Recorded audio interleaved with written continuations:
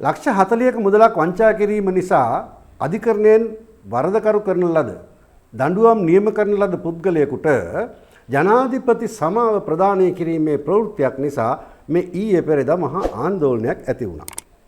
මෙන්න මේ කාරණය ගැන කතා කරන්නටයි අද වීඩියෝව කරන්නේ. ඊට කලින් යමක් කියන්නට තිබෙනවා. මේ වර්තමාන දේශපාලන කාරණා සාකච්ඡා කිරීම නිසා ඇතැම් හිතවතුන් අතරේ සැකයක් කුකුසක් මතයක් ඇති වෙලා තියෙනවා. මම මෙතෙක්කල් කරගෙන ආපු දේශපාලන ඉතිහාසය පිළිබඳ වීඩියෝ කිරීම නවත්වා දමා තිබෙනවාය කියලා. නැහැ. කිසිසේත්ම ඒවා නවත්වා නැහැ. ඒවා නැවත වරක් ආරම්භ කරනවා.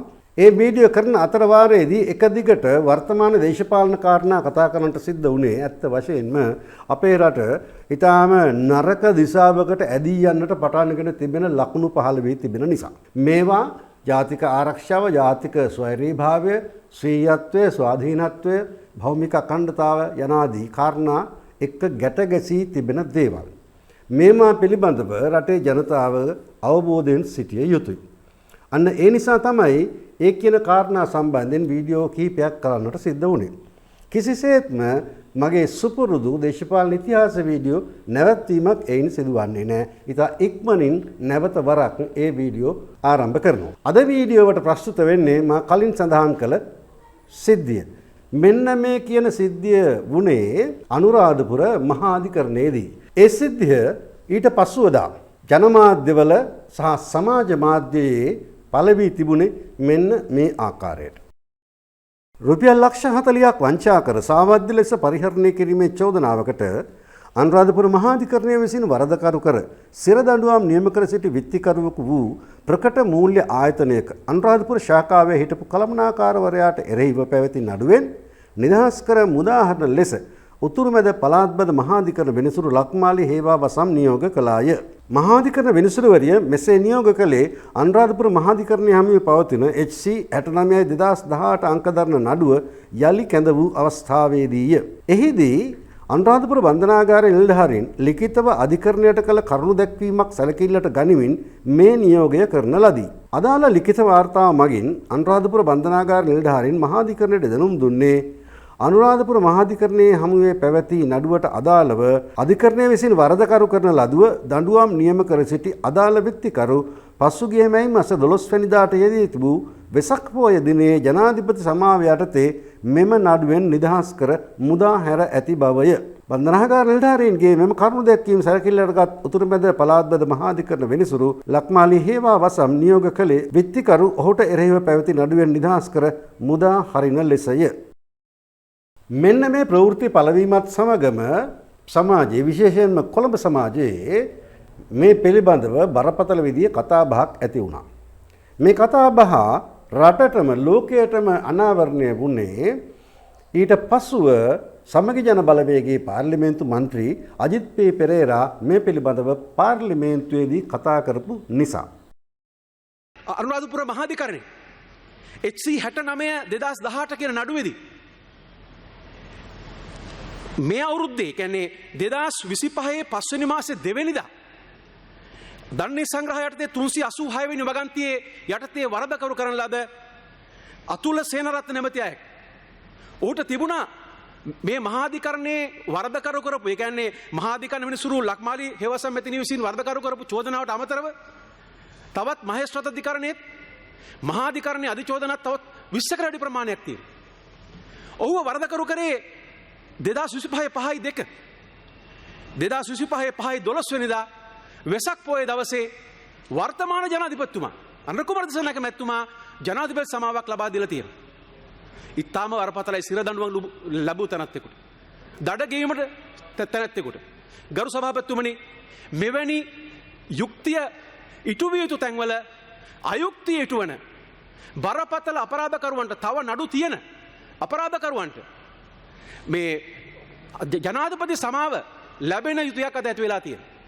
ජනාධිපති සමාව ලබා දීමේදී ආණ්ඩුක්‍රම ව්‍යවස්ථාවේ දක්වා ඇති මූලික ක්‍රමවේදය අනුගමනය කළ යුතු බව ශ්‍රේෂ්ඨාධිකරණයේ දැන්ට නඩු කීපයකම කටයුතු කරා. හිටපු ජනාධිපති මෛත්‍රීපාල සිරිසේන මැතිතුමාට වන්දි ගෙවන්නත් නියම කරා. ඒ පාඩම් ඉගෙන ගන්නේ නැතුව අද මේව සිද්ධ වෙනවා. එදා මෛත්‍රීපාල සිරිසේන මැතිතුමා ජනාධිපති සමාව අයුතු විදියට පාවිච්චි කරනකොට ඒකට විරුද්ධ වෙච්ච නායකයෝ අද ඒ විදිහටම ඒ ජනාධිපති සමාව දීමේ බලය පාවිච්චි කිරීම අතිශයින් කනගාටුදායකයි. මේ පිළිබඳ ඇති වූ ආන්දෝලනය නිසා බන්ධනාගාර කොමසාරිස්වරයා නිවේදනයකුත් නිකුත් කළා. ඔහු ඒ නිවේදනයෙන් කියා සිටියේ කුමක්ද? මෙන්න මේ කියන විත්තිකරුට ජනාධිපති සමාව ප්‍රදානය කර තිබුණා. ඒ නිසා තමයි ඔහු නිදහස් කළේ. හැබැයි ඔහුව නිදහස් කළේ ඔහු වෙනුවෙන් පමණක් ලබා දුන් ජනාධිපති සමාවක් නිසා නොවේයි. වෙසක් දිනය නිමිත්තෙන් ලබා දුන්න එසේත් නැත්නම් පොදුවේ ලබා දෙන ජනාධිපති සමාව යටතේය කියලා. මේ ඒ නිවේදනය. වෙසක් සමාව යටතේ රැඳවියෙකු නිදහස් කිරීම පිළිබඳ මාධ්‍ය හා සමාජ මාධ්‍ය මගින් පළ වූ පුවත. අනුරාධපුර ගරු මහාධිකරණය මගින් විජේකෝන් මුදියන්සලාගේ අතුල තිලකරත්න WM අතුල තිලකරත්න යන සිරකරු බන්ධනාගාරගත කර ඇත්තේ ලංකා දණ්ඩ නීති සංග්‍රහයේ 386 වැනි වගන්තිය උල්ලංඝනය කිරීම හේතුවෙන් වන අතර ගෙවීමට නියම කර ඇති මුදල වන රුපියල් ලක්ෂ 20ක වන්දි මුදල දඩයක් ලෙස ගෙවන ලෙස ගරු අධිකරණය මගින් නියම කර ඇති අතර එම දඩය නොගෙවන්නේ නම් මාස 6ක බරපතල වැඩ සහිතව සිර දඬුවම් නියම කර ඇත. 2025 මැයි 12 වෙනි දිනට යෙදී තිබුණු වෙසක් පොහොය නිමිති කොටගෙන 2025 මැයි 5 වෙනි දින වන විට බන්ධනාගාරගතව සිටින රැඳවියන් සඳහා වෙසක් පොදු සමාව පිරිනැමීම කොන්දේසි වලට යටත්වය. ඒ අනුව මෙම සිරකරුද ගෙවීමට තිබෙන දඩමුදල් අහෝසි වීම මත නිදහස් වී ඇත. මීට අමතරව පැවති නඩුවට අප අත්සන් කළ බවට ලද නියෝගය අනුව මහාධිකරණයට ඉදිරිපත් කර මුදා හැරිනි. මෙම සමාව කිසිසේත් උක්ත පුද්ගලයා කේන්ද්‍ර කර සිදු කරන ලද්දක් නොවන අතර පොදුවේ සිරකරුවන් උදෙසා පිරිනැමුවක් පමණි. ගාමිණී බී දිසානායක බන්ධනාගාර කොමසාරිස් සහ මාධ්‍ය ප්‍රකාශක. බන්ධනාගාර කොමසාරිස්වරයා මේ නිකුත් කළ නිවේදනයෙන් සිදු වූයේ කුමක්ද? අනුරාධපුර මහාධිකරණයේදී නිදහස් කර හරින ලද WM අතුල තිලකරත්න නැමැති විත්තිකරු නිදහස් කර හරින ලද්දේ ජනාධිපති සමාව යටතේ බව. මේ සමග සමාජයේ බරපතල කතාබහක් ඇතිවන්නට පටන් ගත්තා. කුමක්ද කතාබහ? අපරාධ නඩුවකට වරදකරු වී සිටින පුද්ගලයෙක්, දඬුවම් නියම කර සිටින පුද්ගලයෙක් කිසිම සාධාරණ කාරණයක් නැතිව ජනාධිපතිවරයාගේ සමාව ලැබීම. මෙහිදී බරපතලම කාරණය වන්නේ ඔහුට දඬුවම් නියම කළා පමණයි. ඔහු බන්ධනාගාරගත කර කාලයක් බන්ධනාගාරයේ සිර දඬුවම් බිඳිමින් සිටි කෙනෙක් නොවේ.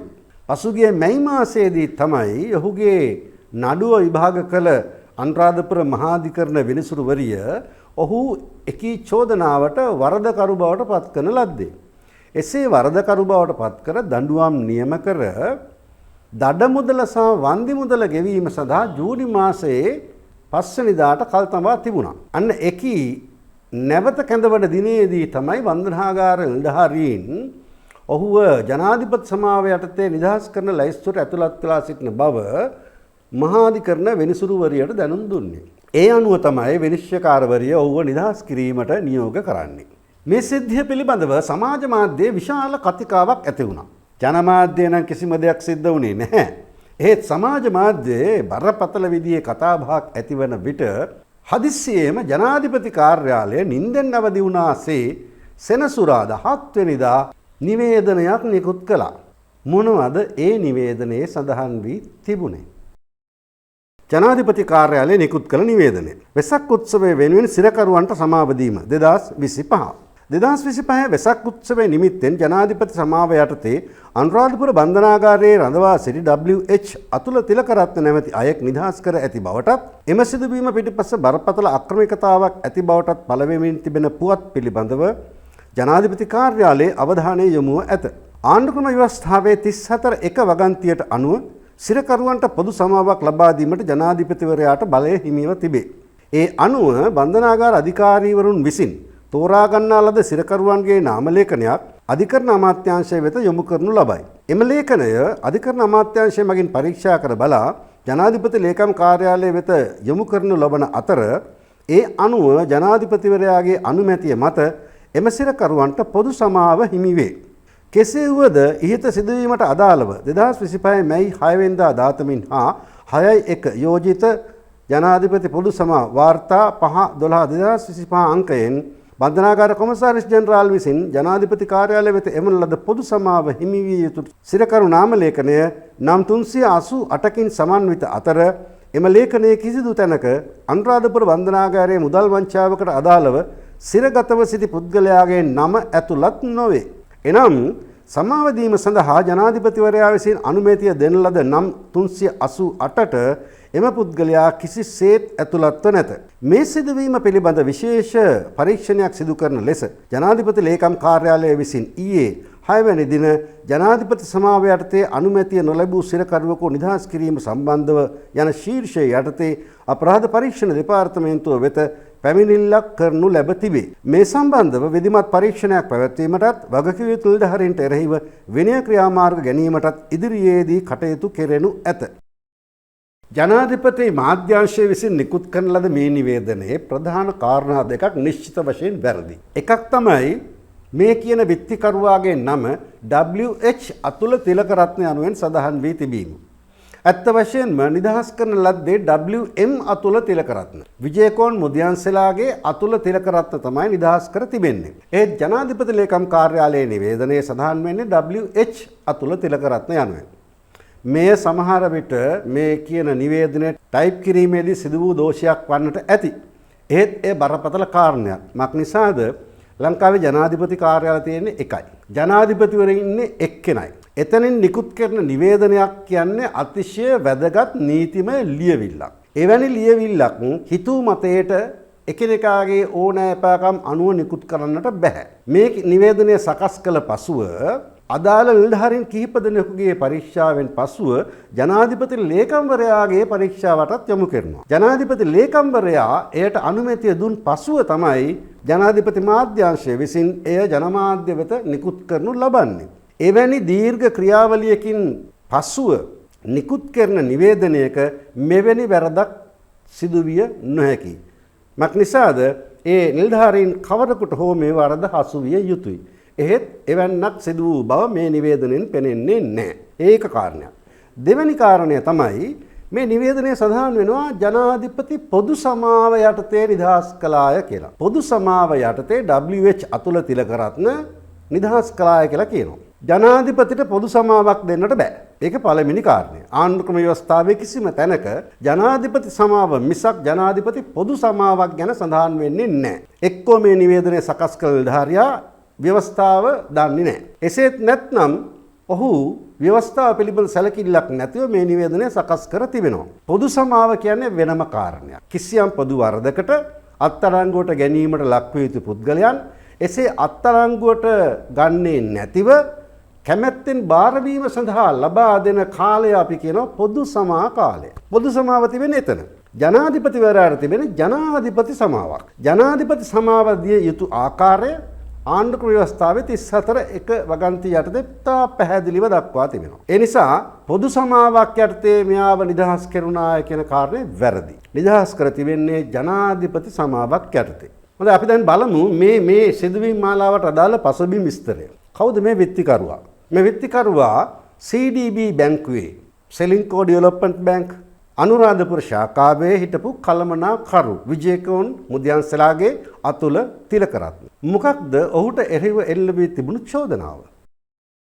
2014 වසරේ පෙබරවාරි 17 වෙනි දින සිට 2014 වසරේ ජූනි මාසයේ 9 වෙනිදා අතර කාලය තුල විත්තිකරු කොටස් වෙළඳපොලේ ආයෝජනය කර ලාභ ලබා ගැනීම සඳහා අරුණ ඉන්දික සෝමරත්න යන අය විසින් විත්තිකරු වෙත බහර දෙනු ලැබූ හෝ ආධිපත්‍යයක් පවරනු ලැබූ හෝ රුපියල් ලක්ෂ 40ක් සාපරාධී ලෙස විශ්වාසය කඩ කරමින් වංචා කර සාවද්‍ය පරිහරණය සිදු කරන ලදැයි දණ්ඩ නීති සංග්‍රහයේ 386 වගන්ති යටතේ විත්තිකරුට එරෙහිව නීතිපතිවරයා විසින් අනුරාධපුර මහාධිකරණය හමුවේ අධිචෝදනා ගොනු කර තිබිනි. මේ චෝදනාව පාදක කරගනිමින් පැවරුණු නඩුව විභාග කළ උතුරුමැද පළාත් බද මහාධිකරණ වෙනිස්සුරු ලක්මාලි හේවා වසම් ඒ සඳහා වුස්සිය තීන්දුව ලබා දුන්නා. මෙම නඩුව මීට පෙර පසුගිය මැයි 2 වෙනිදා අනුරාධපුර මහාධිකරණය හමුවේ කැඳ වූ අවස්ථාවේදී විත්තිකරු ඔහුට එරෙහිව තිබූ මූල්‍ය වංචා චෝදනාවට වරදකරු බවට උතුරුමැද පළාත් බද මහාධිකරණ වෙනසුරු ලක්මාලි හේවා වසම් තීන්දුව කළාය. ඒ අනුව මුදලින් රුපියල් 20000ක දඩ මුදලක් ගෙවන ලෙස විත්තිකරුට නියෝග කළ මහාධිකරණ විනිසුරුවරිය එම දඩ මුදල නොගෙවන්නේ නම් විත්තිකරුට මාස 6ක බරපතල වැඩ සහිත සිර දඬුවමක් නියම කළාය. ඊට අමතරව විත්තිකරුට වසර 2ක බරපතල වැඩ සහිත සිර දඬුවමක් නියම කළ මහාධිකරණ විනිසුරුවරිය එම සිර දඬුවම වසර 5කට අත්හිටුවීමට නියෝග කළාය. තවද වින්දිත පාර්ශ්වයේ හෙවත් පැමිණිල්ලේ පළමු සාක්ෂිකරුට මුදලින් රුපියල් ලක්ෂ 20ක වන්දි මුදලක් ගෙවන ලෙසටද විත්තිකරුට නියෝග කළ මහාධිකරණ විනිසුරුවරිය එකී දඩ මුදල නොගෙවන්නේ නම් විත්තිකරුට මාස 6ක බරපතල වැඩ සහිත සිර දඬුවමක් නියම කළාය. එසේ නියම කළ දඩ මුදල් සහ වන්දි මුදල් ගෙවීම සඳහා එම නඩුව ජූනි 5 වෙනිදා යලි කැඳවීමටද එදින නියෝග කරන ලදී. දැන් කාරණේ පැහැදිලි. රුපියල් ලක්ෂ 40ක් කිසියම් පුද්ගලයෙකුන් අරගෙන ඒවා කොටස් වෙළඳපොලේ ආයෝජනය කර ලාභ ලබා දෙන්නම් කියන පොරොන්දුව පිට ලබාගෙන තිබෙනවා.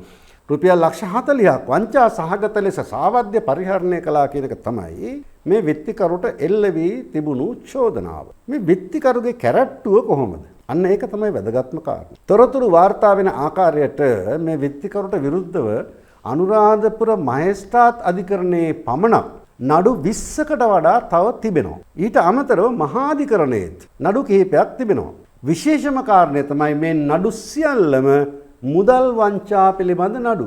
මූල්‍ය වංචා පිළිබඳ නඩු. ඒ අනුව ඉතා පැහැදිලි මේ කියන විත්තිකරු අහිංසකයෙක් වන්නට බෑ. කෙනෙක් දුප්පත්කමට ජීවත් වෙන්න ක්‍රමයක් නැතුව සමහර විට පුංචි හොරකමක් කරන්නට පෙළඹෙන්නට පුළුවන්. ඒත් මෙවැනි අය එසේ නෙවෙයි. ඔවුන් සැලසුම් සහගතව සංවිධානාත්මකව මේ මුදල් වංචා සිදු කරන්නේ. එවැනි පුද්ගලයන් අහිංසක පුද්ගලයන් නෙවෙයි. මෙය ඔහු කාලයක් තිස්සේ ඊතා සැලසුම් සහගතව සංවිධානාත්මකව කරගෙන එන ලද සොරකම් ක්‍රියාවලියක්. වංචනික ක්‍රියාවලිය. ඔහුට එරෙහිව දැනට විභාග වන්නට නියමිතව තිබෙන අනික් නඩුවල පැමිණිලිකරුවෝ කවුද? දෙන්නෙක් ඉන්නවා අනුරාධපුර ශික්ෂණ රෝහලේ අධිකරණ වෛද්‍ය නිලධාරීන් දෙන්නේ. හිටපු අධිකරණ වෛද්‍ය නිලධාරීන් දෙදෙනෙක්ගේ පැමිණිලි දෙකක් විභාග වීමට නියමිතව තිබෙනවා. ඊට අමතරව තවත් වෛද්‍යවරුන් පිරිසකුත් පැමිණිලි කරලා තියෙනවා. ඊට අමතරව නීතිඥයන් පිරිසකුත් පැමිණිලි කරලා තියෙනවා. ඊටත් අමතරව ව්‍යාපාරිකයන් පිරිසකුත් ඔහුට එරෙහිව පැමිණිලි කරලා මෙන්න මේ කියන නඩු විභාග වෙමින් නැත්නම් විභාග වීමට නියමිතව තිබෙනවා. දැන් ඔබට පැහැදිලි ඇති මේ කියන පුද්ගලයා කවර තරමේ කවර තරාතිරමේ කවර ස්වභාවයේ පුද්ගලයෙක්ද කියන කාරණේ.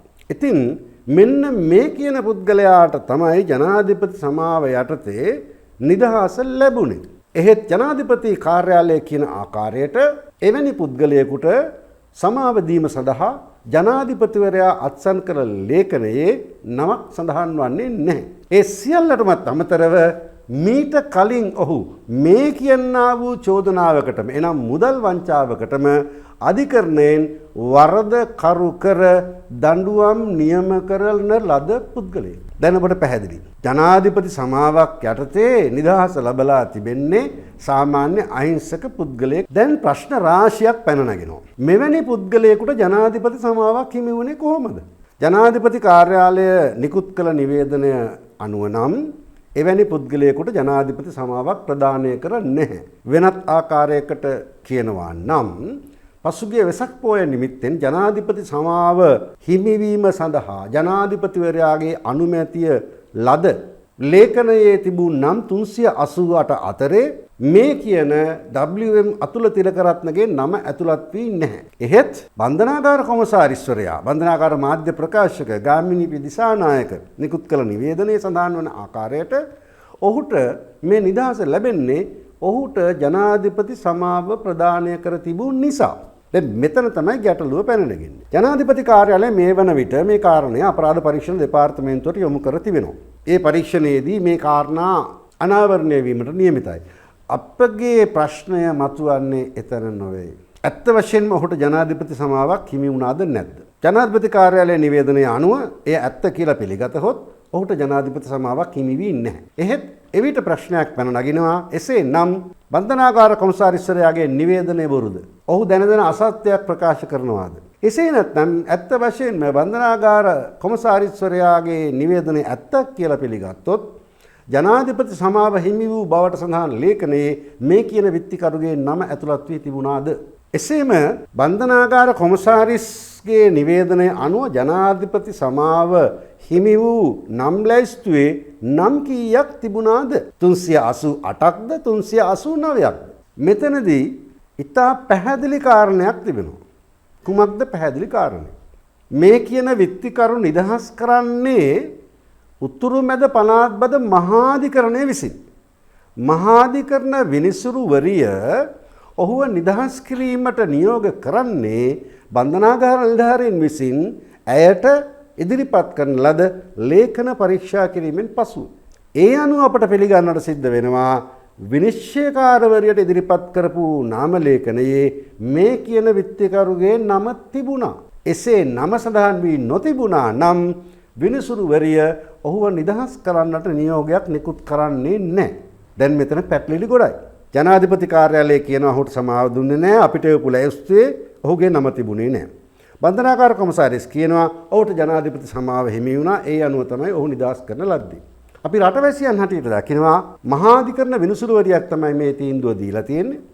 මහාධිකරණ විනිසුරුවරිය මේ තීන්දුව දෙන්නේ අදාළ ලිපි ලේඛන පරීක්ෂා කිරීමෙන් සෑහීමකටපත් වූ නිසා. ඒ අනුව අපට එළමෙන්නට පුළුවන් නිගමනය තමයි කවුරු නැහැ කිව්වත් මහාධිකරණ විනිසුරුවරිය හමුවට ඉදිරිපත් කරන ලද ලේඛනවල මෙකී විත්තිකරුගේ නම සඳහන් වී තිබුණා. මේ කාරණයට අදාළව තවත් සම්බන්ධ කෙනෙක් ඉන්නවා. ඔහු තාම කිසිවක් කිව්වේ නැහැ. ඔහු තමයි අධිකරණ ඇමතිවරයා. මේ සිද්ධිය පිළිබඳව BBC සිංහල සේවය අධිකරණ ඇමතිවරයාට කතා කරලා ඇහුවාම ඔහු දීලා තිබෙන පිළිතුර තමයි මේ පිළිබඳව නිවේදනයක් නිකුත් කිරීමට කටයුතු කරමින් පවතින බව. දැන් රටේ සාමාන්‍ය මිනිස්සුන්ට ප්‍රශ්නයක් පැන නගෙනවා. අනේ අපි ඒවා දන්නෙත් නෑ මොනවද මේ වෙන්නේ කියලා. දැන් මෙහෙමයි වැඩි. ජනාධිපති සමාව ලබා දීම සඳහා අදාළ නාම ලේඛනය ජනාධිපති කාර්යාලයට ලැබෙන්නේ අධිකරණ අමාත්‍යාංශයෙන්. ඒ නිසා අධිකරණ අමාත්‍යාංශයේත් මේ නම් ලැයිස්තුව තිබිය යුතුයි. එසේම ජනාධිපතිවරයා මේ ලැයිස්තුව අනුමත කරමින් අත්සන් තැබූ පසුව මේ ලියුම යොමු කෙරෙන්නේත් අධිකරණ අමාත්‍යාංශයට. ඒ නිසා අනිවාර්යයෙන්ම මේ ලැයිස්තුව එනම් ජනාධිපති කාර්යාලයේ අනුමැතිය ලද නම් ලැයිස්තුව අධිකරණ අමාත්‍යාංශයේ තිබිය යුතුයි.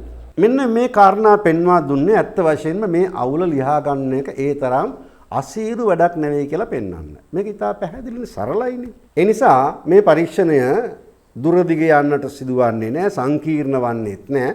හොයන්නට තිබෙන්නේ ජනාධිපති කාර්යාලයේ නිවේදනය ඇත්තනම් ජනාධිපතිගේ අනුමැතිය ලැබුණේ නැති නමක් මේ නම් ලැයිස්තුවට එකතු වුණේ කොහොමද? එසේ එකතු වී තිබෙනවා නම් ඒ පිළිබඳව වගකිව යුත්තේ කවුද? බන්ධනාගාර කොමසාරිස්වරයා නිවේදනය නිකුත් කරන්නේ ඇත්ත වශයෙන්ම මේ කියන නම් ලැයිස්තුවේ මේ කියන විත්තිකරුගේ නම ඇතුළත්ව තිබුණ නිසා.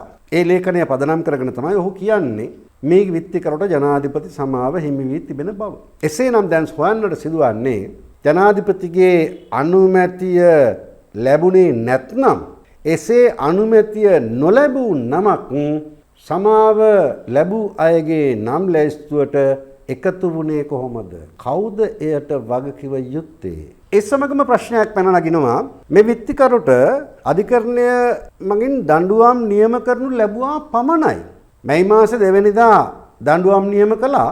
මාසයකට පස්සේ ජූනි 5 වෙනිදා සමාව හිමි වෙනවා. මේක කිසිසේත්ම පිළිගන්නට බැරි අස්වාභාවික සිදුවීමක්.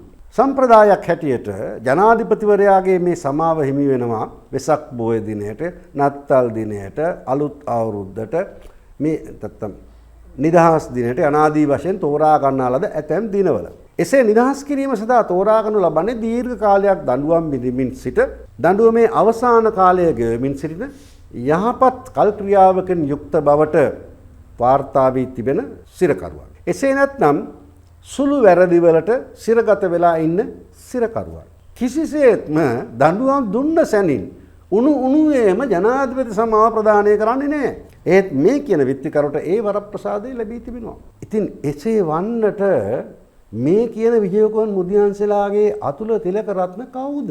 පසුගිය ආණ්ඩුවල නම් අපිට කියන්න පුළුවන් දේශපාලන හෙංචයියෙක් වෙන්නේ නැති දේශපාලකයෙක්ගේ ඕනකමට තමයි ඔය නිදහස් කරන්නට ඇත්තේ. මේක පිටිපස්සෙන දේශපාලනඥයා කවුද? යනාදී වශයෙන් තමයි සමාජය කතා කරන්නේ.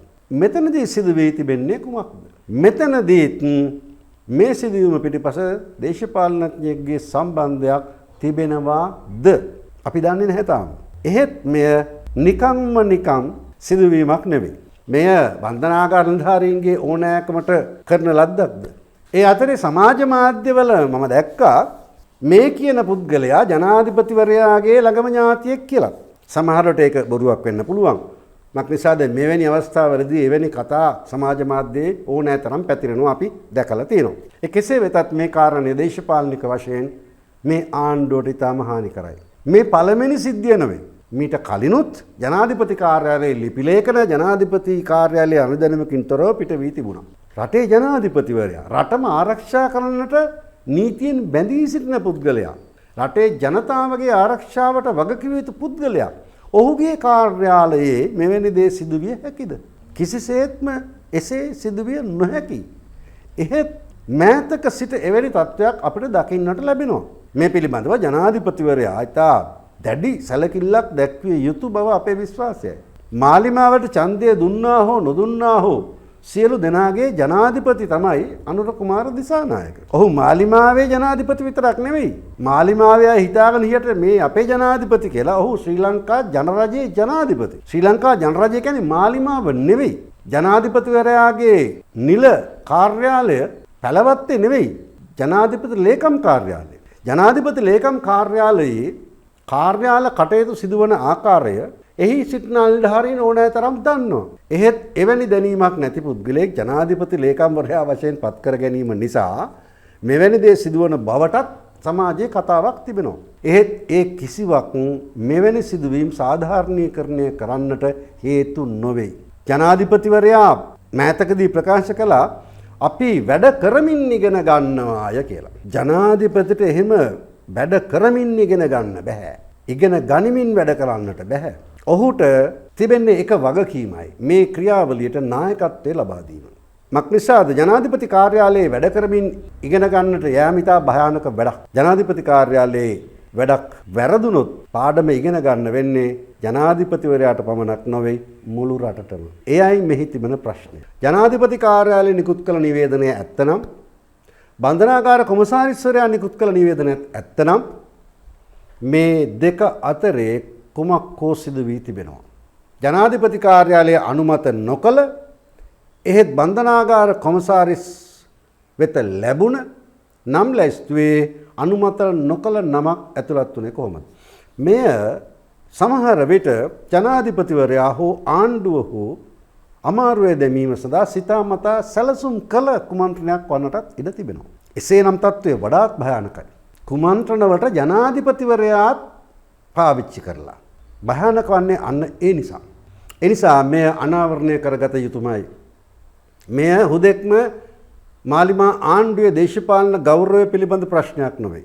මේ හුදෙක්ම ජනාධිපතිවරයාගේ දේශපාලන ගෞරවය පිළිබඳ ප්‍රශ්නයක් නොවේ. මෙය රටේ ජනාධිපතිවරයාත් කුමන්ත්‍රණකාරී වැඩවලට ඔහු නොදැනුවත්වම හවුල් කරගන්නවාද කියා සැකයක් මතුවෙන අවස්ථාවක්. එනිසා මේ පිළිබඳව සත්‍යය අනාවරණය කරගත යුතුමයි. මේවා සුළු සරල සිදුවීම් ලෙස සලකා බැහැර කළ හැකි ඒවා නොවේ. බැහැර කළ යුතු ඒවාත් නොවේ. එනිසා මේ සත්‍යය අනාවරණය කරගත යුතුමයි. එය ජනාධිපතිවරයාගේ දේශපාලන සෞඛ්‍ය සඳහාවත් මාලිමා ආණ්ඩුවේ දේශපාලන සෞඛ්‍ය සඳහාවත් පමණක් සීමා වූ කාරණයක් නොවේ. ශ්‍රී ලංකා රාජ්‍යයේ ආරක්ෂාව පිළිබඳවත් අදාළ කාරණයක්.